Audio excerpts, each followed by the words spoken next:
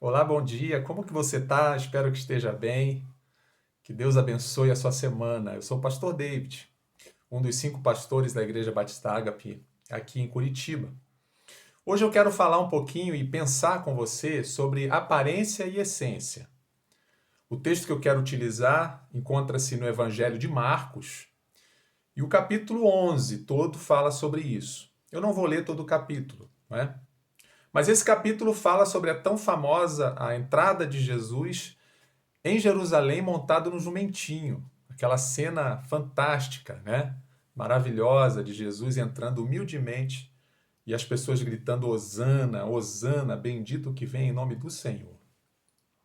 Depois dessa entrada triunfal em Jerusalém, uma coisa muito interessante aqui vai acontecer e me chamou a atenção, saltou aos meus olhos. Né?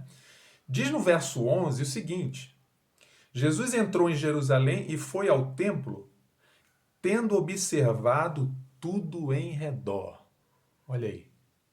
Ele vai ao templo e diz o texto que ele observou tudo minuciosamente dentro do templo. Né? Os seus muitos pátios, as muitas salas, aqueles maravilhosos pórticos, tudo foi inspecionado por Jesus. O templo, é importante a gente lembrar também, que era o coração de Jerusalém.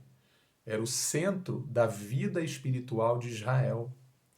E Jesus diz o texto que ele não fica satisfeito com o que ele vê, não. Como já era tarde, né, ele vai para Betânia com seus discípulos. No dia seguinte, né, diz aqui a partir do verso 12, depois de saírem de Betânia, Jesus sentiu fome, diz o verso 12 e o verso 13. Ele encontra uma figueira cheia de flores, de folhas, e a aparência dessa figueira com folhas indicava que a mesma tinha frutos. Mas essa figueira aqui, pelo que diz no texto, decepcionou Jesus. Né? Olha o que diz verso 12 e o verso 13. No dia seguinte, depois de saírem de Betânia, Jesus sentiu fome. Avistando de longe uma figueira com folhas, foi verificar se acharia nela alguma coisa. Aproximando-se, nada achou senão folhas, pois não era época de figos. Olha só. O que nós temos aqui, então, queridos, é a manifestação, né, das folhas sem figos, dessa figueira cheia de folhas, mas sem fruto, é a manifestação trágica de uma anomalia na vegetação, uma anomalia vegetal.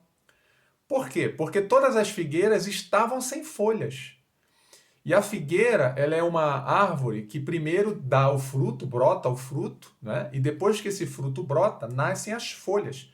De modo que onde quer que haja uma figueira com muitas folhas, é porque há também muitos frutos. Alguma coisa errada com essa figueira, né? E para mim, amados irmãos, aqui observando o texto, dá para a gente entender que essa figueira é a trágica representação da espiritualidade de Israel, uma espiritualidade de fachada, uma espiritualidade de aparência. E vida de aparência sem nenhum fruto de verdade era o que estava acontecendo ali naquele contexto, não é? Principalmente pelos líderes religiosos. Então nós temos aqui também, meus amados irmãos, nas palavras e nas ações de Jesus, que ele vai fazer logo no verso 14, uma exortação.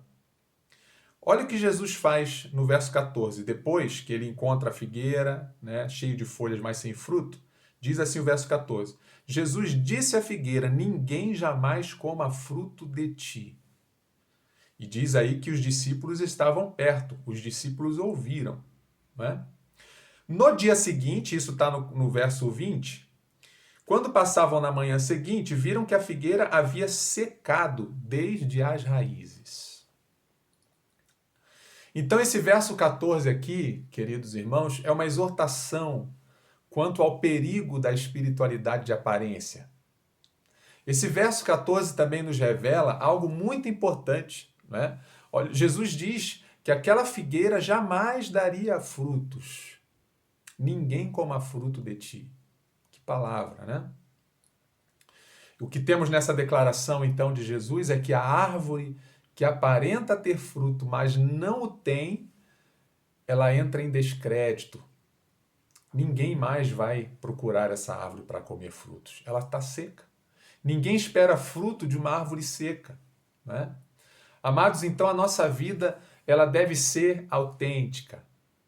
Deve haver uma harmonia entre aparência e essência. Muita gente aparenta ser uma coisa, mas a sua essência é outra. Fala uma coisa, mas age totalmente diferente. Quando está diante de gente, né, no meio, assim, ou na igreja, ou em algum lugar que tenha pessoas, ela é uma coisa, quando está sozinha é outra coisa. Então isso não é bom para ninguém, né? Eu vejo aqui essa lição. Sustentar esse estilo de vida, então, ela não produz frutos. E tristemente leva ao descrédito e à desconfiança. Ninguém confia em alguém que aparenta ser uma coisa e não é. É isso que acontece aqui.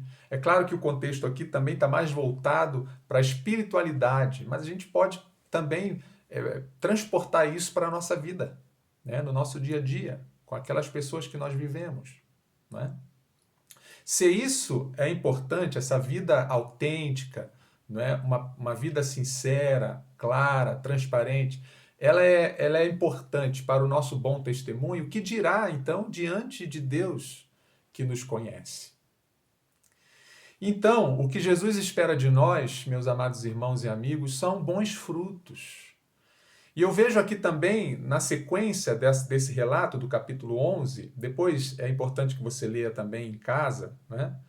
Temos aqui, a partir do verso 24, um contraste com aquela situação espiritual que Jesus encontrou no dia anterior. Ou seja, ele encontra uma espiritualidade de fachada, né?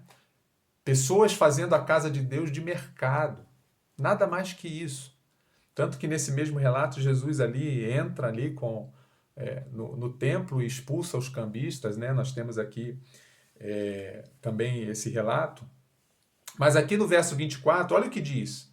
Jesus chega diante dos seus discípulos e diz para eles, olha, se tudo o que pedirdes em oração, crendo que já recebeste, o tereis. Quando estiverdes orando, se tendes alguma coisa contra alguém, perdoai para que o vosso Pai que está no céu vos perdoe as vossas ofensas.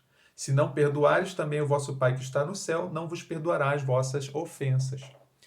Eu vejo aqui um contraste, então, que serve de exemplo para nós, né? Em vez de vivermos de aparência, sem produzir frutos, nós devemos produzir esses frutos aqui que Jesus fala com seus discípulos. E os frutos são fé, não é? Oração e perdão. É o que Jesus espera de nós. Jesus mostra que precisamos, para cultivar um verdadeiro relacionamento com Deus, um relacionamento autêntico com Deus e com o próximo, para além das aparências, nós precisamos disso. Fé em Deus, né? Essa fé que é demonstrada em ação, que é demonstrada também em devoção sincera, oração, né? E perdão. São esses frutos que Jesus espera de nós. Esses três constituem frutos de verdadeira adoração. A fé, né? Quando Jesus diz, crede que já o recebeste. A oração, né? É aquele nosso momento com Deus, de buscar o Senhor. E o perdão. Então, que a gente possa aprender com esse texto maravilhoso, né? A importância de vivermos uma vida autêntica. Que o Senhor Jesus possa encontrar em nós frutos de verdade. E aqui eu quero destacar esses três: a fé, a oração e o perdão. Que Deus possa abençoar o seu coração, que a palavra do Senhor crie raiz e que possa gerar frutos para a sua felicidade e para a glória de Deus. Deus abençoe.